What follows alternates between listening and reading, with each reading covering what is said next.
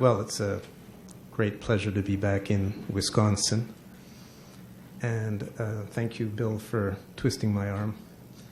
And it's actually it was a bit of a challenge to accept the invitation and also to get up here among all these other speakers, especially after Wade's dazzling talk. So I'll just go ahead and give you my story.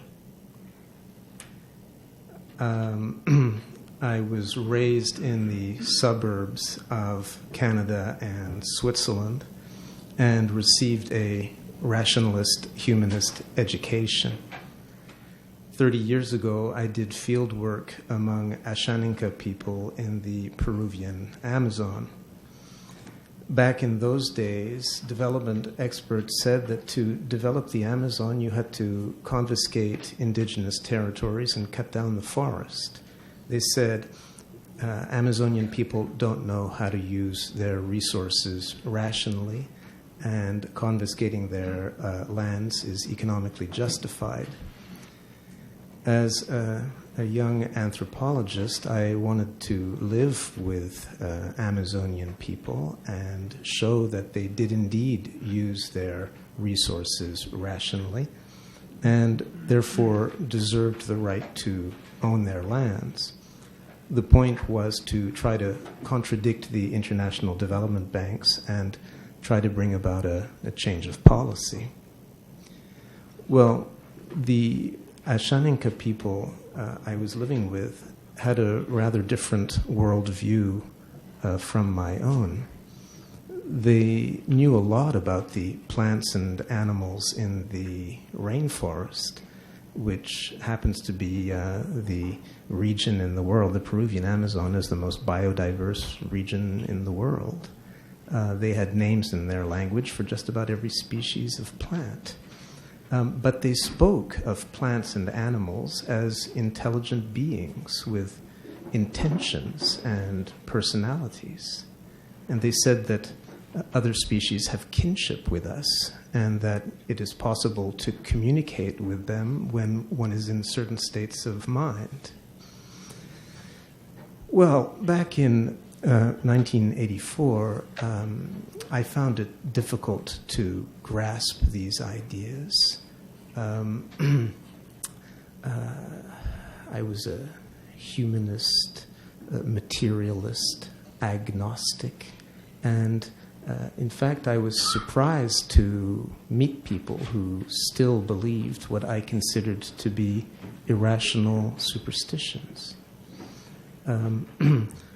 But I knew that the point of doing anthropology was to try to understand other people's point of view.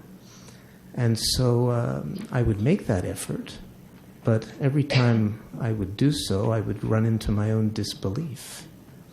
I would try to see their view of the world, and I would glimpse the limits of my own.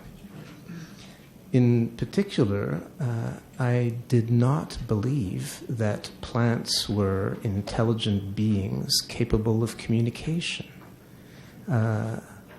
Growing up in the comfort of the modern world in the 1960s and 1970s, I viewed plants as passive automatons, as things that didn't really do much, and what they did do was more or less automatic.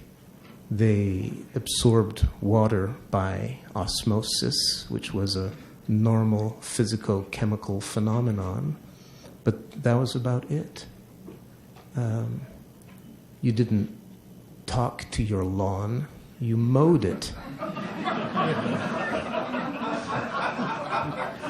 Yeah, I thought that would work.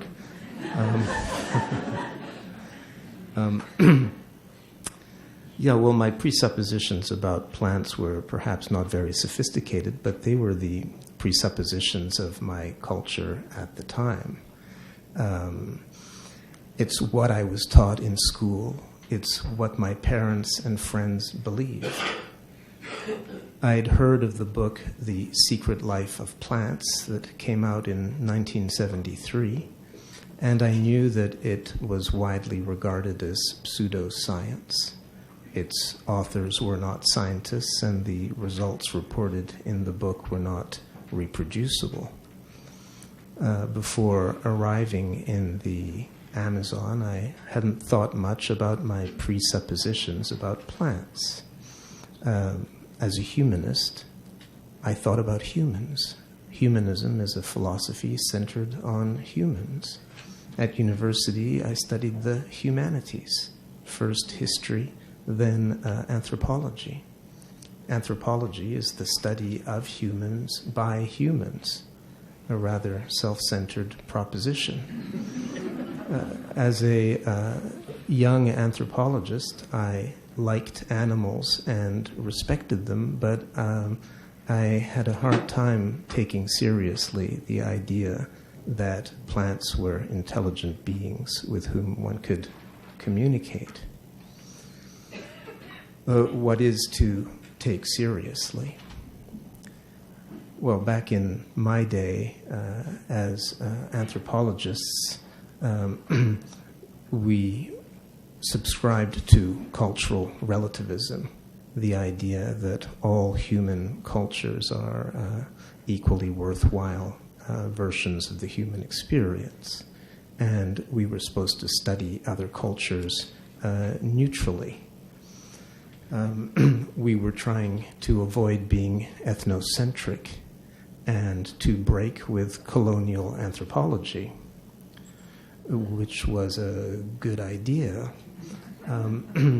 But still, when you listen to people and they tell you things that you think fly in the face of your understanding of reality, it's difficult to study them neutrally. There was always a voice in the back of my mind when the Ashaninka would start talking about plants as intelligent beings. The voice said, "I don't believe this." In fact, I was a lousy cultural relativist. The upside of that was the more time I spent with Ashaninka people, the more I was forced to think about my own presuppositions. Now, here I'll say a word about ayahuasca, which is a brew plant mixture used by Amazonian shamans. Ayahuasca has different capacities. It's not without risks, and I'll mention that a little bit later on. But one of its capacities is to show you your own presuppositions. And that's what happened to me during one particular session in 1985, orchestrated by an Ashaninka ayahuasquero. In my visions, I saw how small human beings are and the arrogance of my own worldview. The experience was difficult, but it kicked me off the humanist pedestal in my own mind. It was an antidote to the anthropocentrism of anthropology. And that a plant brew could have such a powerful effect on my own view of the world gave me new respect for plants. From then on, I knew that an exclusive focus on human beings was short-sighted, and that it led to an incomplete picture. I knew that there was more to the picture than meets the eye at that point. But still, I had a dissertation to write on human affairs involving Ashaninka people and international development banks and state-sponsored colonists and missionaries. So the dissertation that I ended up writing was a human-centered affair, which was fairly standard for anthropology at the time.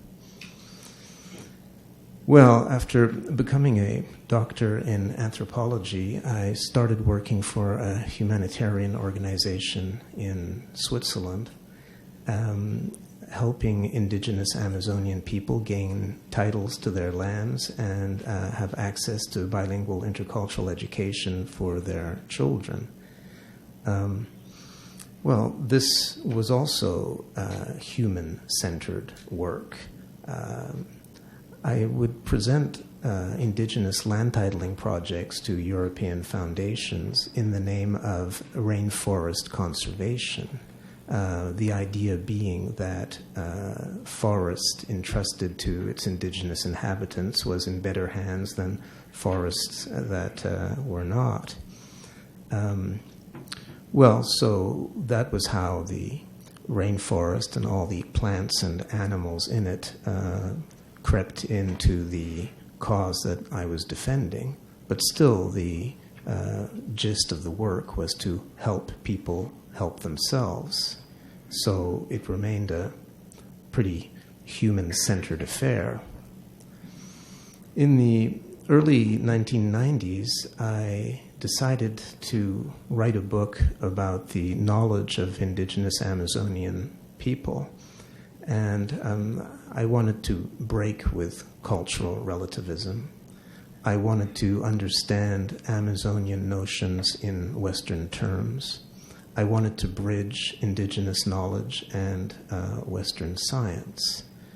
And the resulting book, The Cosmic Serpent, which I published in 1995, was what got me thinking beyond the human by bringing together Amazonian shamanism and molecular biology. I came to consider that all beings are minded.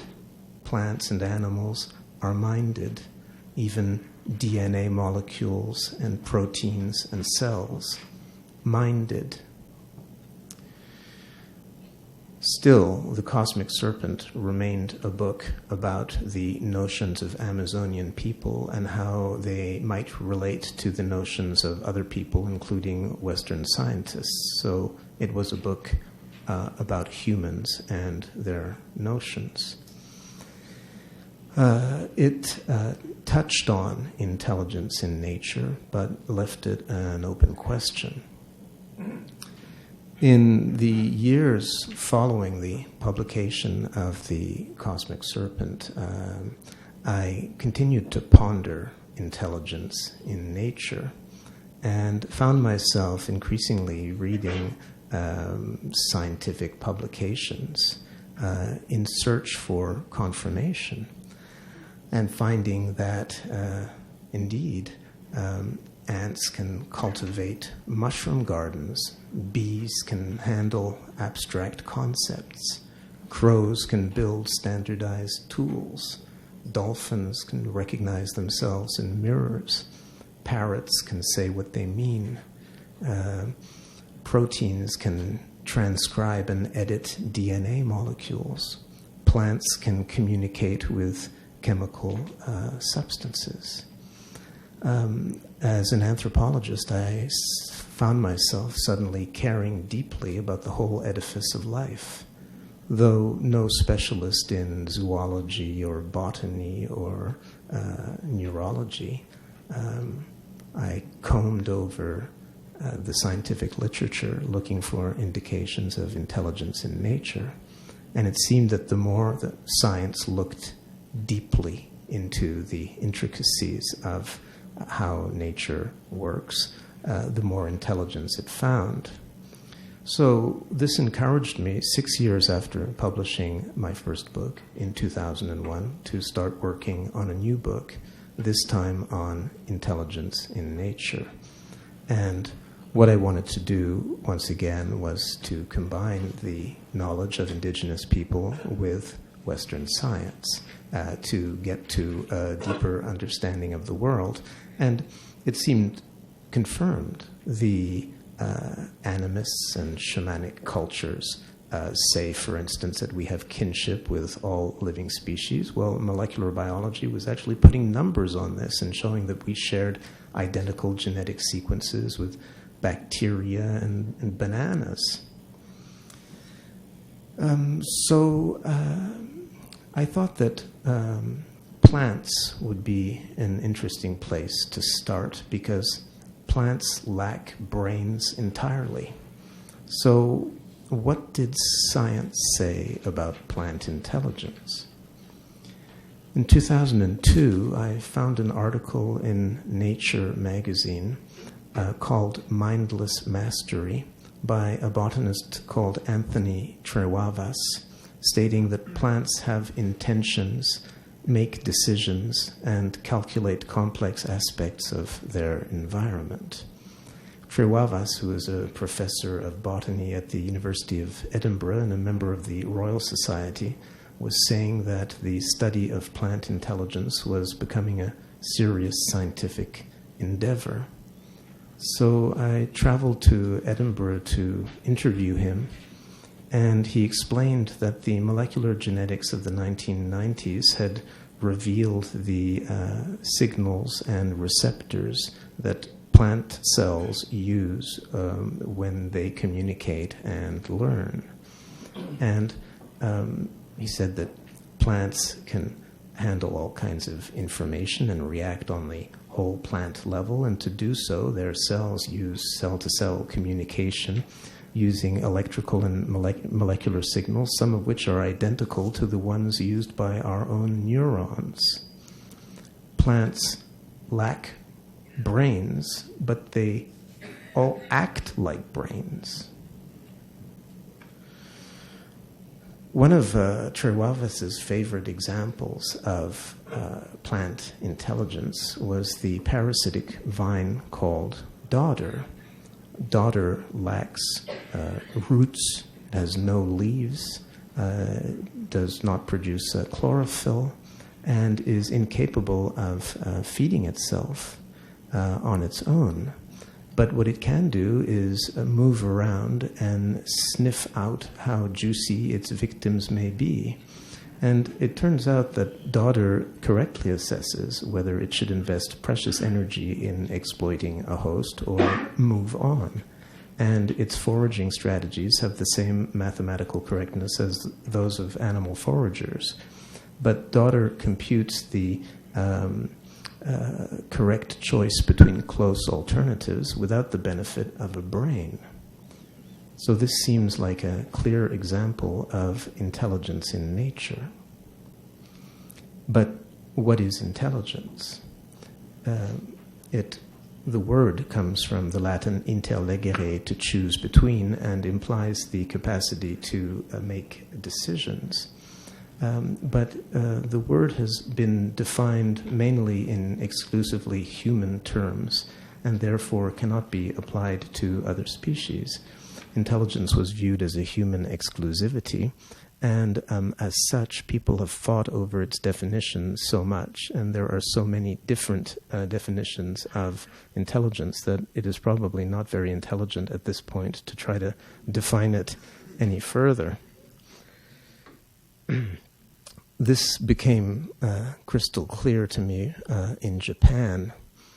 In 2003, I traveled to Hokkaido to meet with Toshiyuki Nakagaki, who had demonstrated that the single-celled slime mold can solve a maze. Nakagaki and his colleagues had published their results in the journal Nature, and to refer to the capacities of this organism, they'd used the word intelligence. Well, the slime mold is a peculiar organism. It usually behaves like a glistening mass of mucus that swarms over and engulfs its food, hardly a prime candidate for intellectual achievement. Well, in the media attention that ensued, Nakagaki told me there were two main reactions. Japanese reporters wanted to know how such an organism had solved the maze, whereas Western reporters mainly questioned whether the word intelligence was appropriate to describe this organism. Nakagaki attributed this difference to the animist background of Japanese culture and to the Japanese word for intelligence, which is chi-sei, chi being to know and sei being capacity, the capacity to know. Well, Japanese people do not hesitate to attribute a capacity to know to even the simplest organisms, such as a single-celled slime mold. I asked Nakagaki how he had resolved the dilemma between Westerners and intelligence. He said that after publishing the article, he noticed that when he used the word smartness to refer to the slime mold, Westerners agreed. So from then on, he only used the word smartness, which is pretty smart. But the word smart, in its original meaning, refers to elegance, tidiness, and cleanliness, and is not that pertinent to intelligence in nature. Nature itself is a tricky concept. Dictionaries define it as the phenomena of the material world, including plants and animals, but to the exclusion of humans and human creations. Nature is everything that is not human. And as anthropologists have pointed out, this is a concept specific to Western cultures.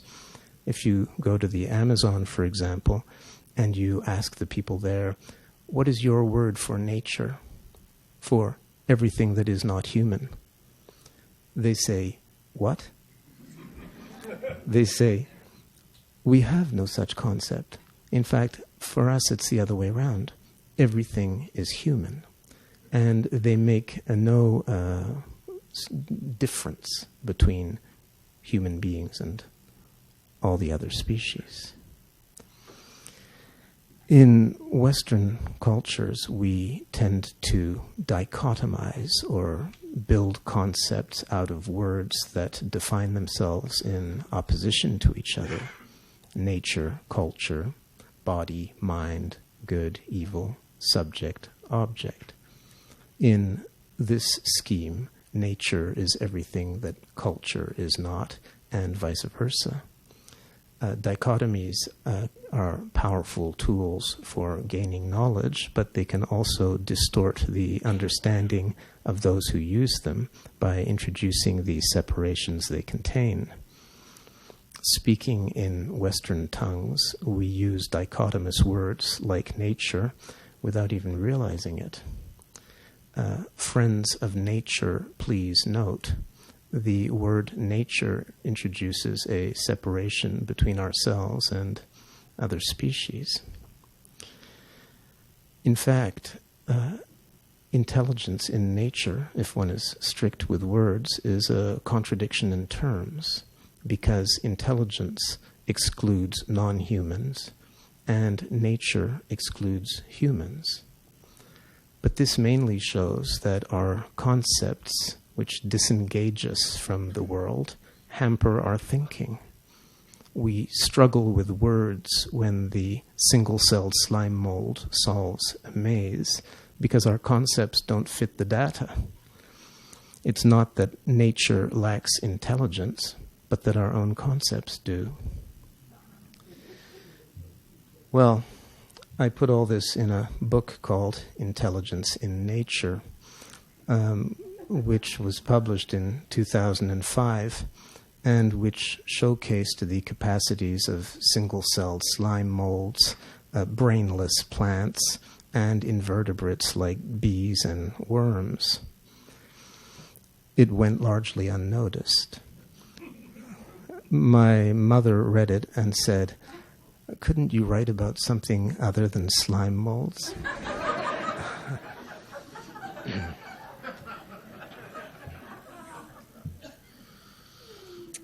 And that was about it.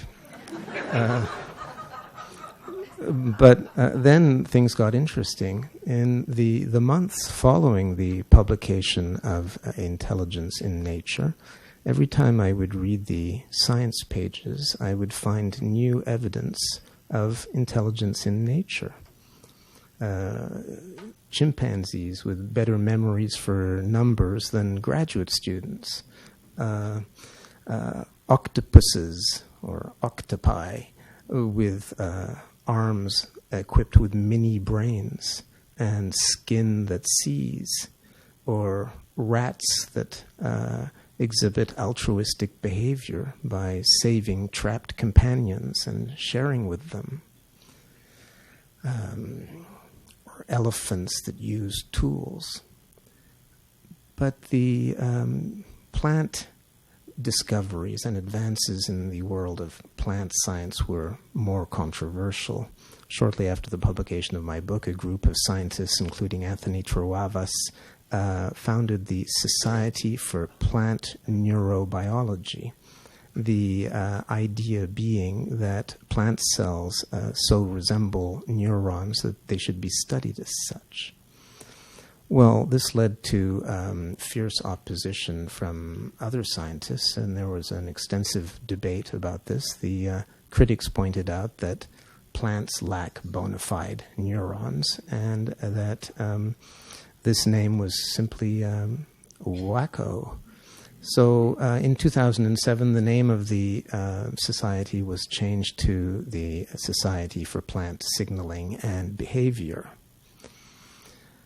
Well, even the word behavior was deemed contentious because its classical definition implies movement, and plants are mainly viewed as sessile.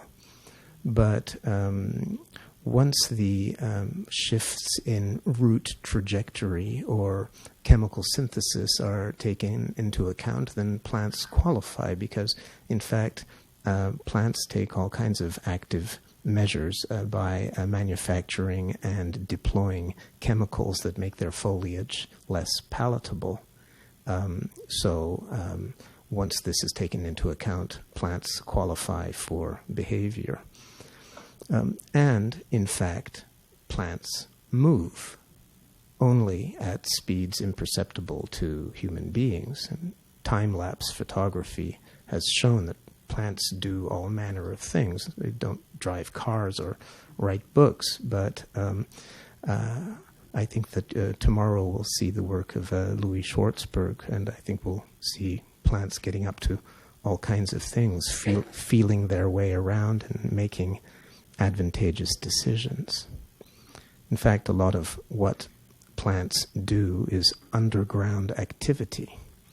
And their roots are feeling their way around. Charles Darwin was the first to propose this in the second half of the 19th century, that root tips are similar to mini brains, and they are almost animal-like in their capacities for feeling and making decisions. And this has recently been spectacularly confirmed, and I think that Susan Simard's work, when she'll be talking about it later, will show us this. In fact, in the last 10 years, there has been a revolution in vegetal biology. And what has emerged is that plants are exquisitely sensitive beings that are capable of sensing seismic waves, tides, stars. They perceive light, touch, smell, and sound, and they are capable of complex behaviors. The days of the automatic, passive plant are over. They are now deemed minimally cognitive and capable of perceiving 20 variables, including gravity, water, soil structure, neighbor competition, presence of herbivores, and so on. Sorry.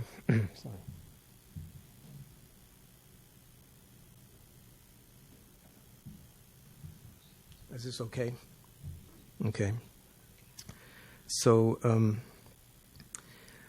but still, at every stage in the advance of the young field of the study of plant intelligence, there's controversy, because the words that we use have until now been reserved for animals.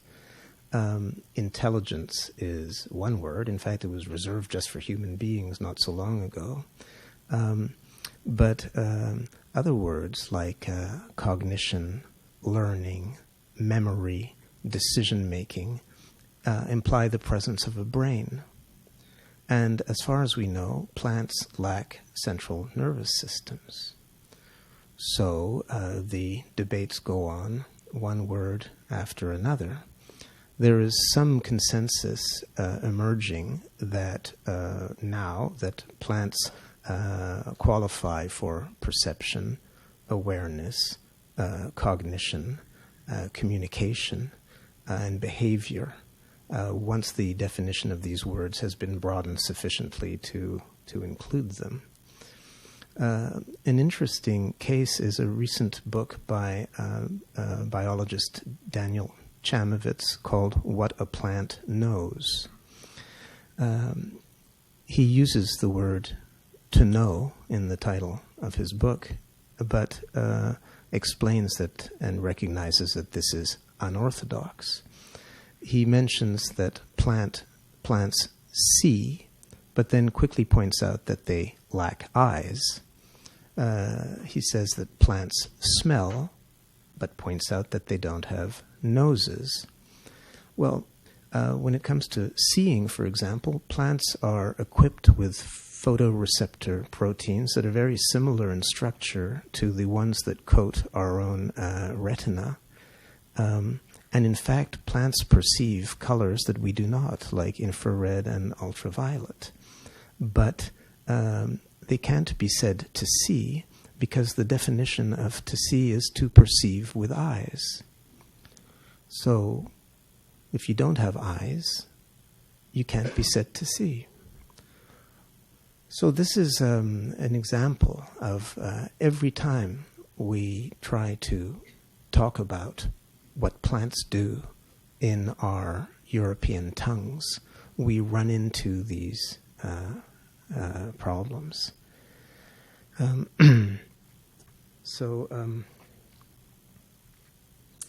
Let's see, hold on just a second.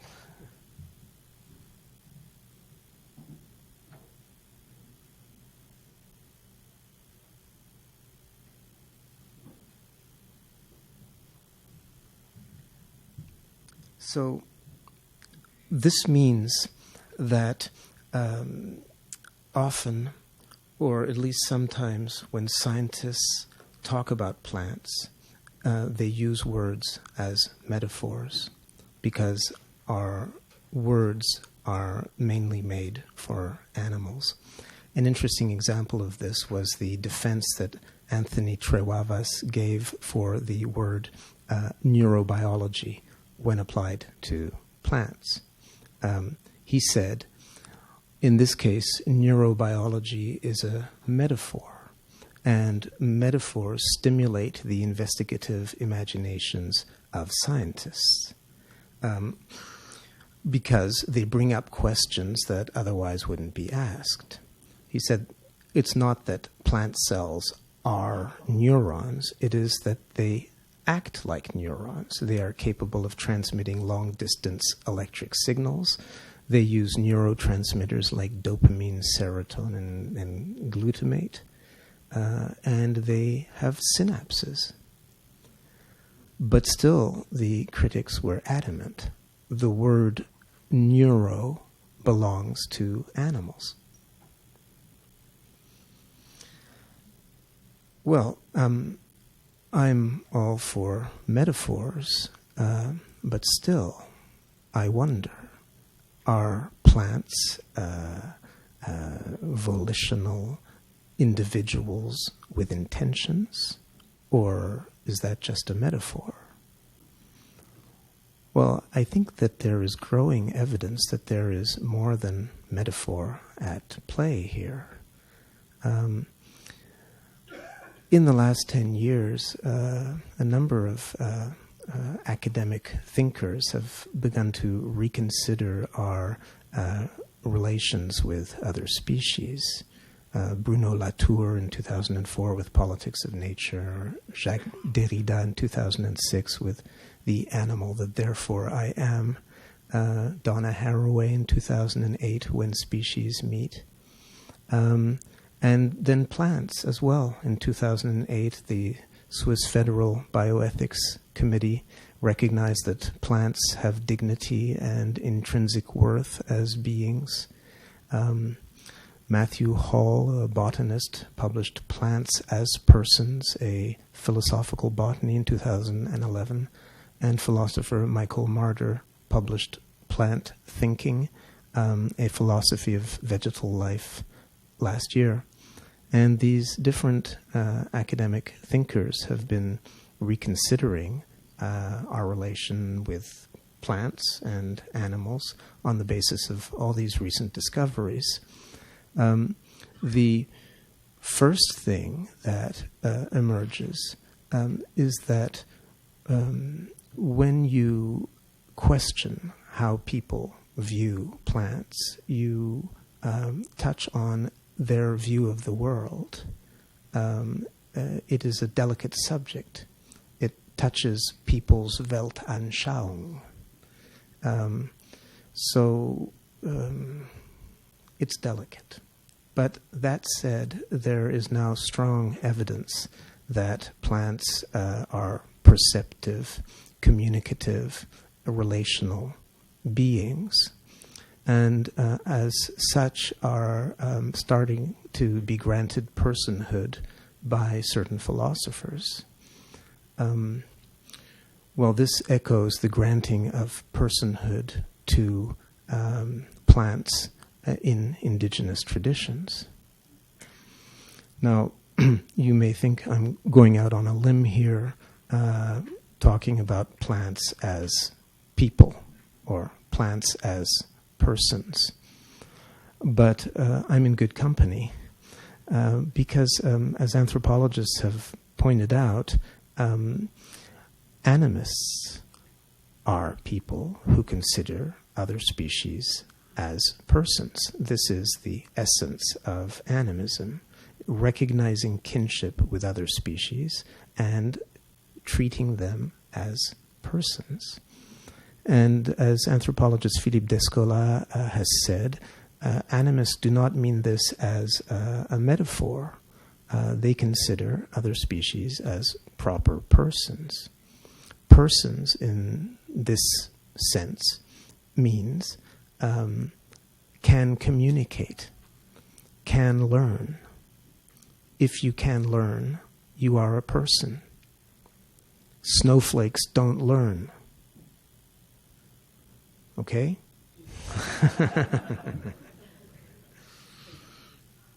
Well, the Ashaninka people that I lived with considered plants as persons, but that didn't stop them from killing them and eating them. This is one of the conundrums of being an animist, is you recognize that all beings are your relatives, but then you go ahead and eat them. And so at least the Ashaninka people that I lived with considered this to be a messy fact of life that needed atoning for. And this meant respecting these other species and trying to see their point of view. Well, now that once you stop considering plants as objects, it's true that you have to deal with the question of food ethics. Now, if bioethics is not very popular, I wonder about food ethics, but nevertheless, the philosopher Michael Marder has now questions the current total instrumentalization of plants that we practice, now that we know that they are capable of learning and communicating. So the question of plant rights is now on the table, if not to say in our plates. Thank you. Looking forward to lunch, of course. Yeah. Well, so these different philosophers who are thinking about this, they are now calling for human-plant ethics, a human-plant dialogue, allowing the voices of plants to be heard, calling for subject-to-subject encounters between humans and plants. What might this mean? Here I think it's interesting to think with indigenous people. After all, they've been considering plants as persons for a lot longer than Western philosophers. And their view is that if you're going to eat other beings, you have to know them and identify with them to a certain extent, to try to understand them, to try to see things from their point of view. Well, first of all, you have to recognize that they have a point of view, and then try to see that point of view. In the Amazon, the people that I lived with were clear that the shortcut for doing this was to modify human consciousness. And here we land square into the province of shamanism. If we go by the definition of anthropologist Eduardo Viveros de Castro, shamanism is trying to see the point of view of other species. Well, the Ashaninka people that I know were clear. They said, the way to do this is to work with plant teachers. There are plants that teach us, and in particular ayahuasca is a master teacher because it teaches about other plants. So, the concept of plants as teachers.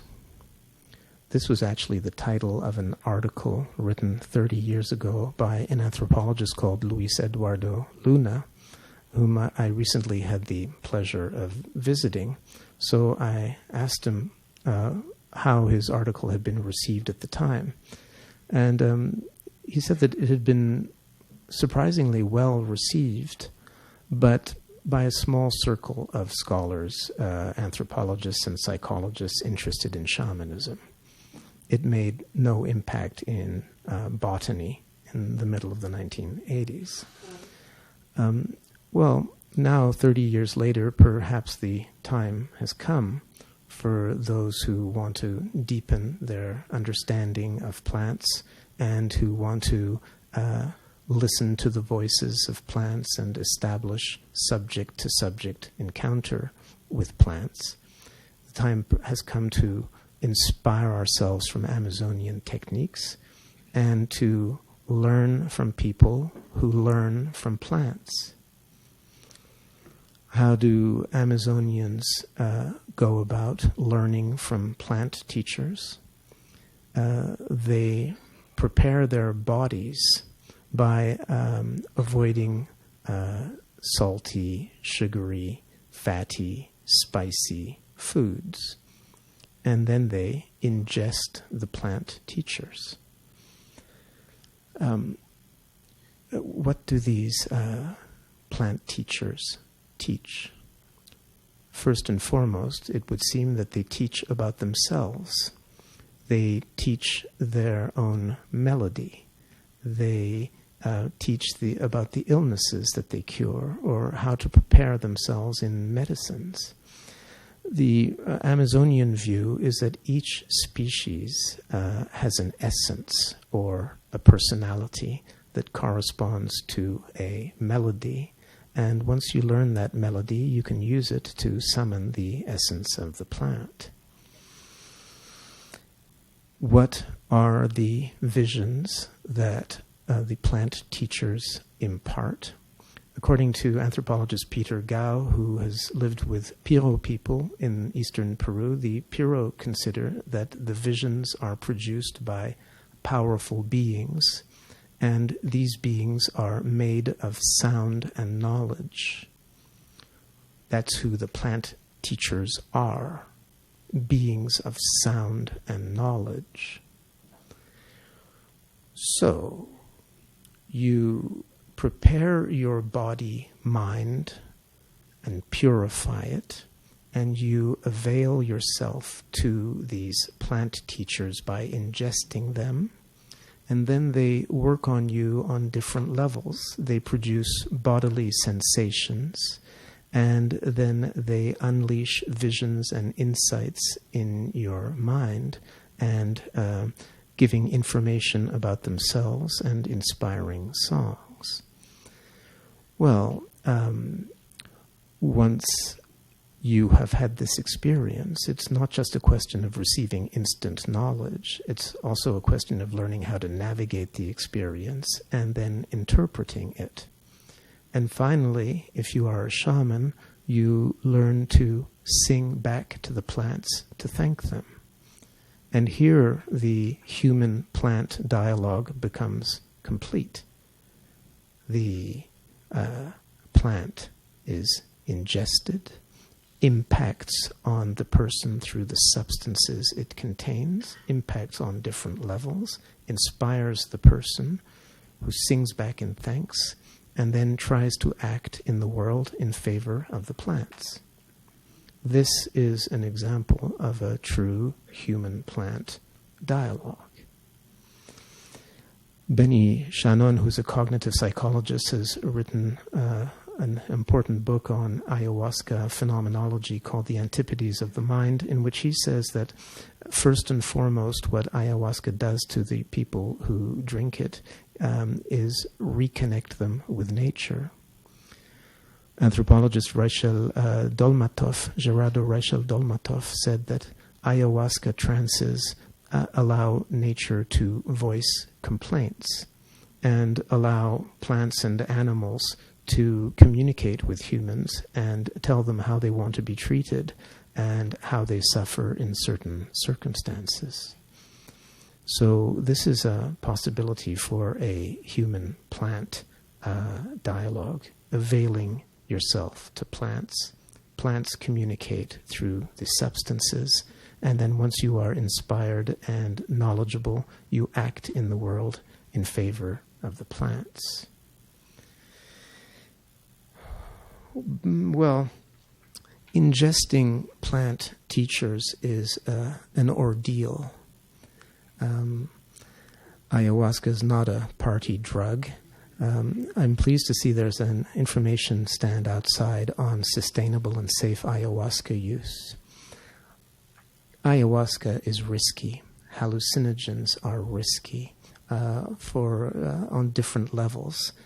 It's not for people who are mentally delicate or on borderline psychotic. You can't know how borderline you are until you've done the experience, and then it may be too late. It's not for people who have weak hearts. It's literally not for the faint-hearted. And then you have to make sure that it's not bootleg ayahuasca, it doesn't contain datura and nicotine and so on. It's not easy going into the jungles of South America and finding the golden rule is to know your shaman and to know the brew that you're drinking. Well, that said, there are also simpler ways of interacting with plants.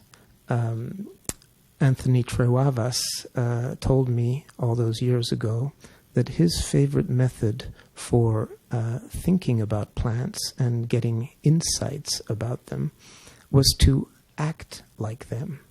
And he would sit in his armchair in the living room, not moving for hours, simply contemplating.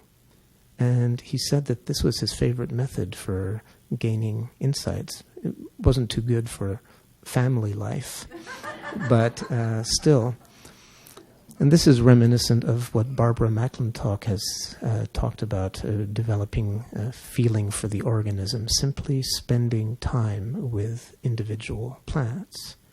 Or Donna Haraway talks about spending time with other species. You end up identifying with them and learning from them, a process that she calls becoming with. So, at the end of this story of an anthropologist who has moved slowly beyond the human, I'm happy to report that anthropology itself is moving beyond the human, and I invite you to look at the book that came out last year by Eduardo Kohn called How Forests Think Toward an Anthropology Beyond the Human. In conclusion, I think that animism and shamanism, as well as reductionist science, are pertinent and can be used together. I think that we need to rethink some of our concepts and come up with new ideas. And the point being to develop a deeper understanding of the world around us and make it a more just place. And I'd be happy to receive your remarks or questions.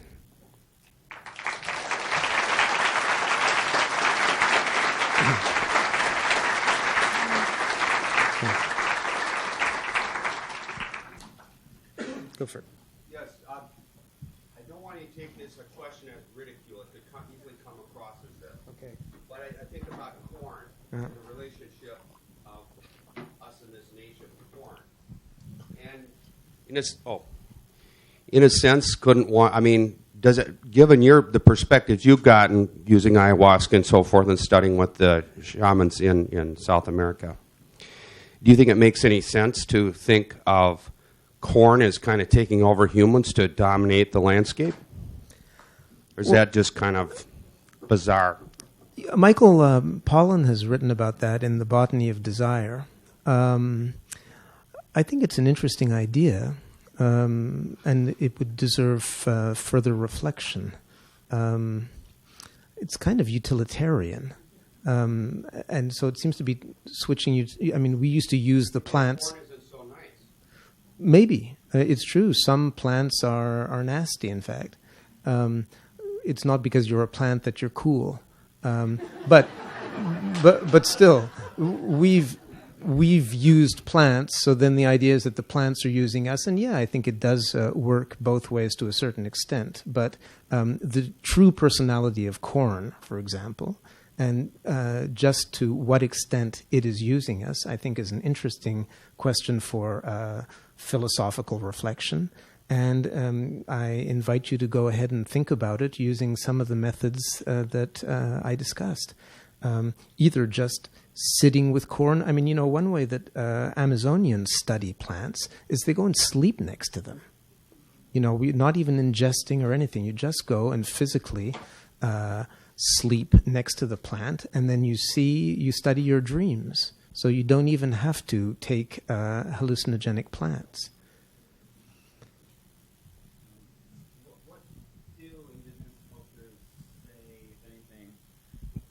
What do you know? What can you tell us about what indigenous cultures say, if anything, about the distinction between fungi and plants? Because fungi aren't strictly speaking plants, and I think also about the idea of a mycelium and how underground that it's always seemed to me that there's something very brain-like about a mycelium, and I don't know. I'm just curious about your thoughts on that. Yeah, I'm not aware of, there are indigenous cultures that eat mushrooms. I'm not aware of too many, maybe this is wrong, but at least in the Amazon, mushrooms are not really on the menu. There are so many other plants. So I think maybe Kat Harrison could tell us about whether people in Mexico who work centrally with mushrooms talk about the mycelium. My impression is that that's more what science has brought to the table. And this shows that, so indigenous cultures have one part of the puzzle, science has another part of the puzzle. Kat, are you in the room? Oh, do Mazatec people talk about mycelium or not?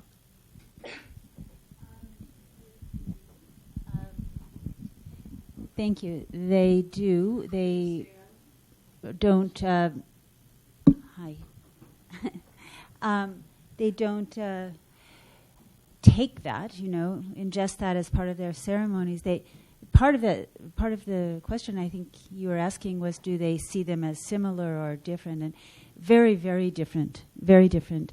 Because, and as we know from science, that the fungi are evolved. They're closer to animals than they are to plants, and that we're closer as humans to being mushrooms than we are to plants. And they exhibit that by using in their pronouns. They use the same pronoun for mushrooms as they do for humans and animals, and different pronouns for plants. But the mycelium is considered part of the mysterious underworld that is important in every sense to everything, but you kind of don't eat that, I guess. You eat what they offer, which is generated by lightning striking the mycelium. Thanks. Okay. Thanks a lot.